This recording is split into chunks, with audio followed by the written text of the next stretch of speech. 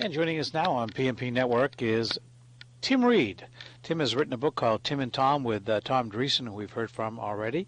And Tim has been on the show before. Of course, we all know him and love him from shows like Frank's Place and the WKRP in Cincinnati, and one my kids love, Sister Sister.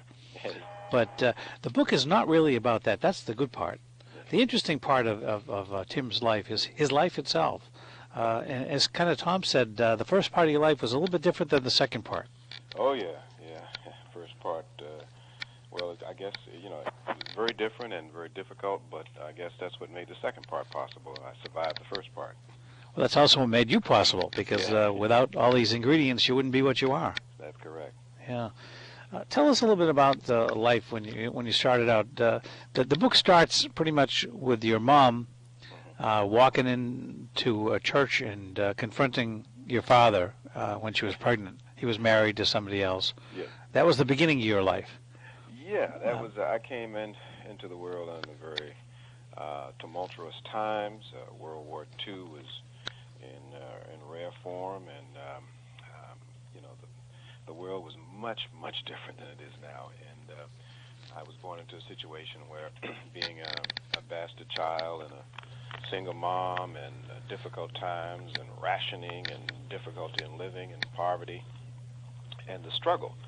So I was born into struggle and barely survived birth, and had a very difficult childhood, like many people did it who were born in that time. So it was a relief that things began to flatten out about the time I started spending some regular time in school. As I've grown up to be, I'm very much cheerleader for education, that's for sure, because it really not only gives you the information that you need to maneuver in the world, but it also gives you some time away from the struggle. So I was a kid that just survived and was able to, and lucky enough, and then found myself in show business. And from then on, thinking the struggle would ease, it didn't. It actually intensified, but a different kind of struggle nonetheless. I was telling Tom that I thought that it's kind of a fairy tale story, both of you folks, in terms of the success you've enjoyed. But on the other hand, wouldn't it have been a fairy tale ending for this book if it was the success you guys got as a team rather than individuals? Yeah, it would have. I mean, that was the dream. I mean, that was the intent. But fate didn't seem to have that in the cards for us. It was no matter how difficult, how hard we tried, it just we never were embraced by the industry, by the business. The people liked us, but the industry just seemed to say, no, we don't want this. This is not what we are interested in. The interesting thing that comes across in the book is that while you were together, there were ups and downs, but there were times where it looked like you were going to go over the mountaintop, and then something always pulled back at the last second. Something happened. Yeah. It was. We were a heartbeat away from major stardom. We did national television shows. We traveled all over America, club you could think of, and every possible venue. But every time we got close, it seems like something in the industry, someone or something would say no or avoid answering the question or putting any energy behind it, like they have so many acts. I hear of so many young comics today talk about how people like Bernie Brillstein or whoever it was, these great managers of comedy, people who were so much behind building the careers of so many people, just took them and shaped them and all that. We never got taken in by the industry. That's true. In fact, they didn't know what to do with you folks. They did not know what to do with us. We were a paradox. The country, of course, didn't know what, and still doesn't know what to do with race. We are people who hide in the shadows of reality. Hollywood is very good for yelling liberalism for everything, but when you look at what comes out of Hollywood, it's no different than what people feel and respond to every day racially in this country. Hollywood is an illusion. Well, there is an African-American running for president right now, and a Democratic candidate, which is pretty interesting in terms of the history of this country. It's interesting, very interesting. I didn't think I'd see it in my lifetime. However, that being said, the structure of how it is and what it will depend on comes back to race. It comes back to what people say and what people will do once they're behind the curtain. What will take over in their inner consciousness? Will they live in the shadows of the past, or will they step into the bright future of tomorrow? I mean, that's the decision everybody has to make. And that's when race does pay an interest, because it really, as much as we avoid saying it doesn't, it really does. I mean, in fact, you said, we got a black man running. Well, if you were any other color, you wouldn't say that. Well, I mean, it's obvious, but on the other hand, we also have a very liberal guy running against a conservative, and maybe people would be uncomfortable with someone who's so liberal as well. I doubt it. I think the final thing will come down to race. I just believe it will. I guess I'm an old school guy, and I think eventually it will come down to that. It always does, and I don't see any miraculous thing happening in the world today. It may not be called race, but eventually I think it's what it'll boil down to. In the difference in what happened when this was around before, back when I was a youth and getting involved in politics on a big level for the first time, when Robert Kennedy was running, and I was very involved in that campaign as a young, eager person to see change in the world. Something happened, and that is my group. We lost focus. We got caught up in the drug culture, the sexual revolution, the Vietnam protests, and we lost focus on our purpose. And because of that, a few generations have suffered. I'm wondering this time if young people who really hold the sway of the vote, if they will get involved in the propaganda machines and get caught up in race, or will they stay focused on true changing the world? I mean, that's really what it boils down to. We're going to vote the way we always have. I don't see this being a vote pivotal by people, the adults. I think the new young voters and the young people who are emotionally involved in this campaign the way they were before back in '68 will determine the outcome of this vote. And who knows how they're going to do. Do you have any feeling about a woman actually on the ticket as well? No, I have no. I have. It's not about gender. It's really not about gender. It's really not. It's really about the people. It's not about the candidates. It's really about what America wants. It's not about the candidate. The candidates are a product of what we have asked for. But the true nature has nothing to do whether it's a woman or whether it's going to be a black man or the Pass and McCain. I mean, whatever it's going to be. I'm a registered independent, so I'm not a party affiliate. I don't preach party. I preach individual, and I think it's going to be determined again by young people. I don't think the fact that a woman is running will weigh that much with the young people. No. If the young people get out and vote, then Obama's going to win overwhelmingly. I don't know. I mean, I know it will be different. If they vote, if the young people vote, it'll be a change. There will be a change, a tremendous change, because not only will Republicans, Democrats, but Republicans also will have to say, okay, things are changing, these young people, because they've always been taken for granted that they talk, but they don't vote. This time, if they vote, things will change. If they don't vote, it'll take another 50 to 100 years before this opportunity comes around again. I agree with you in terms of because the youth they have to energize the program. Otherwise it just stays the same, and if they don't, then it stays the same. It's going to be their problems. I'll be get my Social Security and hope they have nice jobs so they can pay for me. Exactly. Reading the book, it's an amazing struggle. I mean, this was the stuff that kind of impacted me when I was reading it. The fact that you didn't know who your real father was till you were 9. And by the way, you had that in common with Tom. Yeah. He didn't know until he was older too who his real father was. And the other thing that seems to be something that still is big is that people who don't have the love, family, the whole thing at home, they go out and try to find it. And you tried to find it initially with the Corner Boys, the gang around your group. Tell us a little bit about that, and for some of the kids listening out there, your experiences with gangs and what do you think about them now? Well, first of all, there's a big difference in the kind of violence and the kind of peer pressure that I faced as opposed to what young people are facing now. I mean, we didn't have the kind of firepower and the kind of, what is the word, I guess, immoral, in a sense, the kind of violence that these young people tout and are proud of were back then still beyond our imagination. I mean, we were certainly, young people were and were violent in context of the time, but very rarely did anyone have a gun. And if it was a handmade gun, a zip gun or whatever, and it did more damage to someone trying to take it and pull it back and fire it than wherever it would go. But we were destructive to the community in context, and we were destructive to ourselves. And I think that, like many young people, who are out struggling, trying to survive and find a place to belong, the local gangs offered an opportunity for some of them and people like myself to flirt with belonging.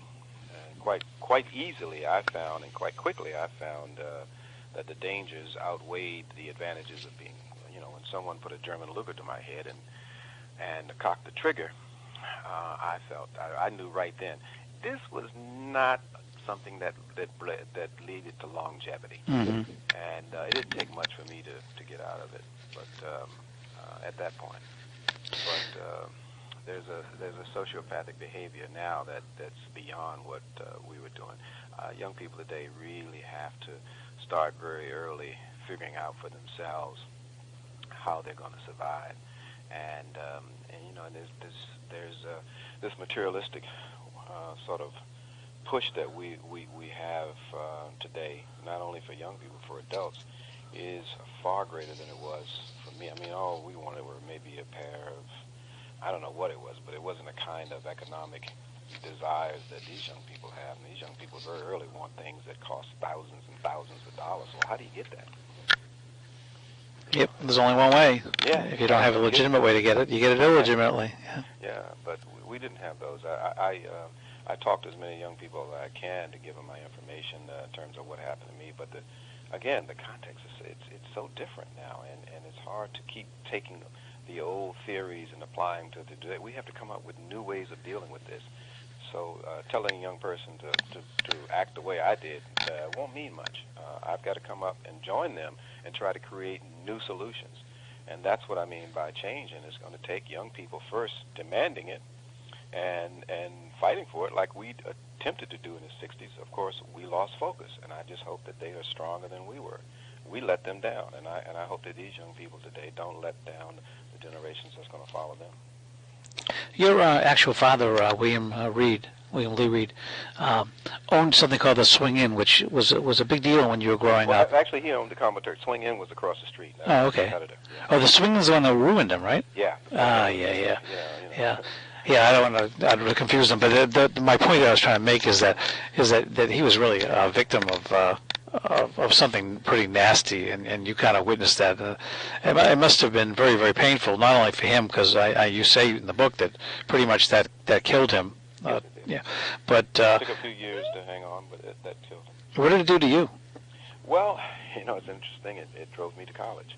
I looked at what destroyed my father and what destroyed his business, and I realized it was a couple simple things. One was a $5 dance license, and the other was not really having. My father never finished high school.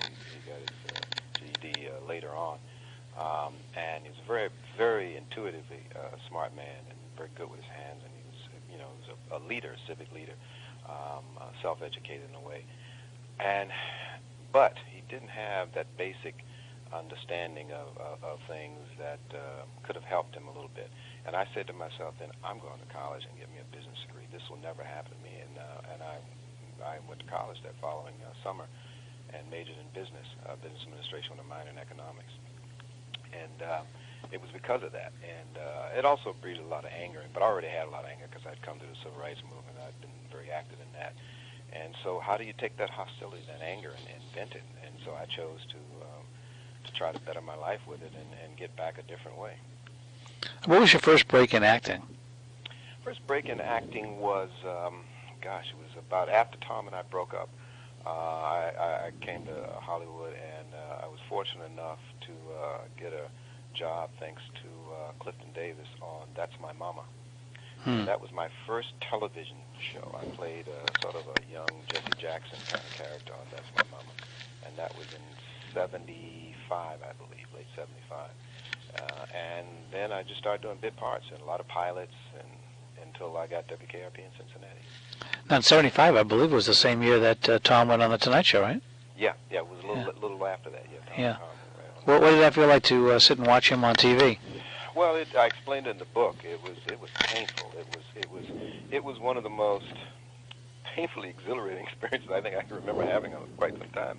Because first of all, I'm happy for Tom. I mean, there was, you know, I learned early just because someone else is successful doesn't mean you're not. But what I did feel was I wanted it to be me.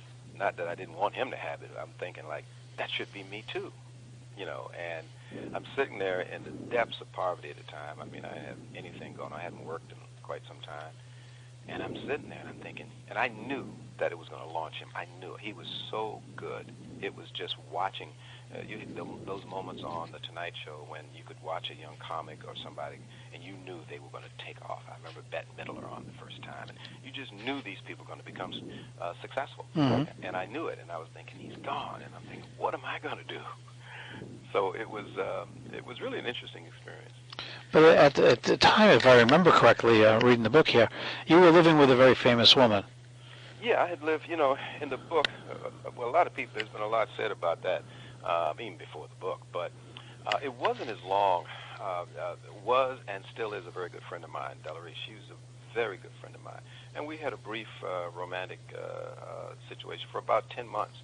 But in that time, she really gave me some solace. I mean, she taught me a lot about the business. I probably learned more about the peripheral of the business from her than I have from anyone in the whole 40 years I've been in the business. And so I was fortunate enough to have shelter for about 10 months while we were there. But I realized, of course, and she realized that on the romantic side, there wasn't a great future in that. But the friendship was the thing that we both. That's what started. I mean, we had been friends a year or so before that. So it wasn't like, and people think it was like this 2 or 3 year romantic involvement, but it wasn't. We were friends before and after. It was a brief few months of romance. But you found yourself in the Hollywood lights at that point too. Yeah, well, thanks to her, she wanted what it started as a friend. She said, you know, when there was an event, she said, "Come go. You need to see and meet these people." So through her, I met some of the biggest names in show business: Sammy Davis and Sidney Poitier and Colin McRae, and I was meeting these people and sitting in with them. I met Cubby Broccoli, who had just finished one of the James Bond movies, and all these people, and I'm sitting in the room listening, and it was both exciting and also painful because any one of these people in the room could have changed my life, my career. But you couldn't say. I mean, I've been taught to have a little class. You couldn't say, you know, hey, give me a job. You had to kind of, at least I chose. I won't say you have to. Some would have probably handled it a lot better than I did, but I chose to keep it inward and just kind of be there and through osmosis pick up as much as I could about the business. I never did ask anybody for a job, or, you know, maybe I should have on a few occasions, but I didn't. You mentioned KRP, and of course that's where you became famous in America as Venus Flytrap and got all kinds of accolades. This is a very interesting part of the book that you wrote here. You mentioned that when it was canceled, you had just begun to get some notice. You did a movie, You Can't Take It With You, with Gene Stapleton and Barry Bostwick and Blythe Danner. And this is the quote that you wrote here. I kept getting calls to parades, Easter Parade, Thanksgiving Parade, Rose Bowl Parade. I was the black guy that liked pulling out there. That's when I started, and then you said that after that it was over, it ended, and that's when you started learning some big lessons. What were some of those lessons you were learning then? Well, one lesson you learn is that, you know, it can be over as quickly as it started. Nothing lasts forever. And I was riding high and the network golden boy for a while, but I was also living above at the current means of what I was making this weekly salary, doing very well. I wouldn't make a lot of money compared to today's television personalities, but back then, for me, I mean, I was making more money than I'd ever dreamed of. And when it was over, we forget that those bills and those debts and that lifestyle continues until you can get control of it, but that money doesn't. And I found myself way out there on the edge thinking, if I'm not careful, and do something right away, I'm not only going to be in trouble, I'm going to be back where I started. So you have to really prepare yourself for the career. You know, most people think the career is a sprint. A career isn't a sprint; it's a marathon, and one has to prepare themselves for the next thing. And at that time, I hadn't prepared myself as much as I learned. No one had told me about that part of it, so I had to do a quick survival training method to survive the lean years till something else came along. And then I was very fortunate. Something else did come along, and then something else. And I've done quite a few television series. Probably, not probably, I know for a fact that I've done more television series than any living actor in television today. I've done about 16 television series over my 40-year career. And one of the ones that didn't do incredibly well in the ratings, but was one of the best shows I ever saw, was Frank's Place. I remember the show, and in fact, there was a young guy in that cast. He was kind of a bodybuilder type. That came on our show. We had him actually in studio at the time. Don Yesso? Yeah, exactly. Wasn't a great guy? Yeah, Don was a wonderful guy. He was a gym teacher at the time we discovered him, on his way to New Orleans to go home. And we picked him on the, Hugh met him on the plane and came back and said, I found Shorty. And the reason we picked him is because he spoke with that dialect, that very distinctive New Orleans dialect. You think they're from Brooklyn, but they aren't. They're from New Orleans. It's just a slight difference between a Brooklyn accent and a New Orleans accent. And he had it. And matter of fact, he had it so well at times on the show, we used to use subtitles. And of course, your wife worked on the show as well. Yes, she played an embalmer. How long have you folks been married now? 25 years. Wow. Well, a lot of congratulations on that. Yeah, well, that's that's about 89, 90. That's an achievement in itself. You know, and it's interesting. You talked about youth before. I have a couple of teenagers, and they're familiar with you because of Sister. Yeah. I've been very blessed. No matter what from this point on, I can't argue or squabble. One of my great pleasures in show business pleasures happened about a couple years, maybe 4 years ago. I was somewhere doing something, and a man walked up to me with his son. And he said, my son would like to have your autograph. He's a fan of Sister. So I start signing the autograph. And the guy chuckled to himself. He said, this is kind of amazing. I said, what? He said, well, when I was my son's age, my father brought me over to you to get an autograph for WKRP in Cincinnati. And I thought, wow, that's kind of neat. You should ask him if he still had it. That would be my first question. Where is it? Well, they never keep these things there. I often wonder what people do with them. Yeah, I was going to say, you better take care of that. I don't want to see that on eBay. What is it like now with the internet and the tabloids and all these things are now? It's completely different than when you first started out, when there was just a few networks and things were like that. Yeah. What's it like now in terms of the way you have to live when you have to watch out for cameras all over the place? Well, I don't particularly care about too much. Where I lived and what I've come up with, this is a cakewalk. But I tell you, though, that what does trouble me is that we have become politically correct to the point where America is becoming humorless. And we are so politically correct. I mean, the kind of stuff that Tom and I did on the stage back in the early 70s, late 60s, early 70s, if we did it today and someone had a cell phone and they videoed it, put it on YouTube, we'd be run out of town. I think we've become so politically correct that we've lost sight of the basis and the whole point of humor. Humor comes out of conflict, and we don't want conflict. We want the illusion that there is no conflict, that everything is we all walk off hand in hand. But I'm very much concerned that who are the real celebrities today? Are the pundits on these political shows? Who are the celebrities? I mean, who's running for office here? I sometimes think that these news people are. Everybody's got an opinion about anything, but nobody questions the people who are giving the opinion. I'd like to know what qualifies these people. What did they do? Have they ever run for office? Have they ever run a business? Have they ever done anything worthy of all of the diatribe that they're spitting out about what they think? Who cares what they think? And I think that's what is happening with the internet. We have so much opinion based on very little fact, just emotions and instinct, and yet people are just digesting it from every point of view. And I think enough. I mean, I think we need a little more humor in life and a little less anger and hostility in our humor. I mean, comics today most of them are angry. Comics today, I look at them and go, why is that person so angry? Well, Yeah. Well, the interesting thing is that you're actually correct. Whether it's Keith Olbermann or Bill O'Reilly, these people that are always screaming, yelling, and screaming. And one of the things that it's caused in the country, from what I can see, is there's a big schism in this country, and in Rodney King's old expression, "Why can't we all get along?" It seems like there's a battle brewing instead of everybody working together. It's not only a battle. I think it's one that we are not paying attention to, and the one that's going to determine all of our fates, and that is. The battle is not going to be between black and white. It's not going to be between anything but young and old. And that young and old be defined at about 30-something years old. Anybody who is going to be faced with running the country, the commissioner of this, the mayor of this, the city councilman of this, are going to be young. What are they saying? How many millions of people are going to be over the age of 60 in the next 10 to 15 years?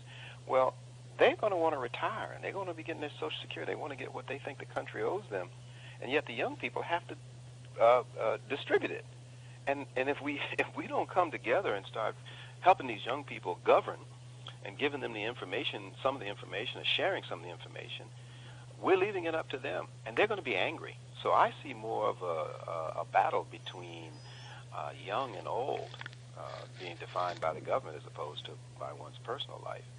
Being a real battle. I mean, this age thing between these young people, we need to, and all I see on the television, these pundits are all these old guys talking about, and they're all wealthy. I mean, I don't think there's anybody on television running their mouth who doesn't make at least $250,000 to $300,000 and $400,000 a year. I mean, that's what they get paid to be on these shows, and yet, the rest of the country who's following this stuff are going to have to fight the battle. And I see a big problem with that. I know race is. Believe me, race is literally dying out. I mean, look at the kids today. They're multiracial. They think differently. They have their own issues, and race is not one of them, except for the old hearts that are being programmed by the adults.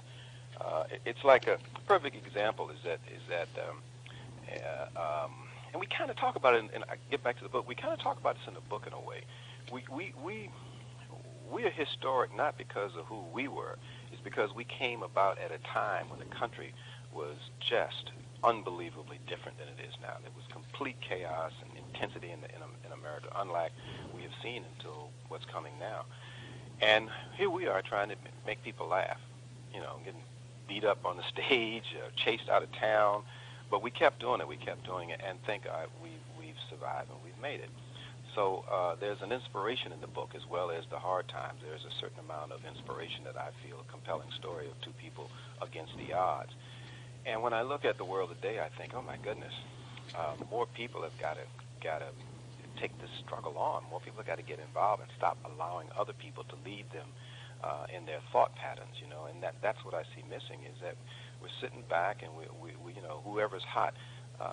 3 weeks ago, no one ever heard of the name. Well, no one. I would say most of America, 99% of America, never heard of the word Palin.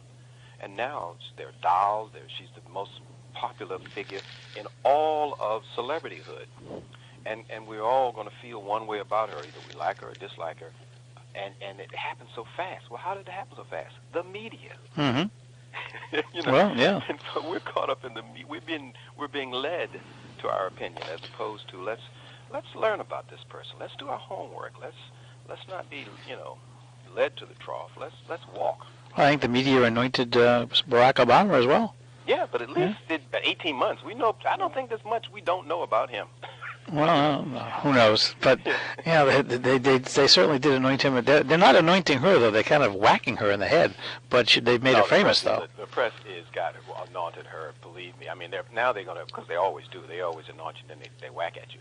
But I'm saying they have pushed her faster than any celebrity in a long, long time.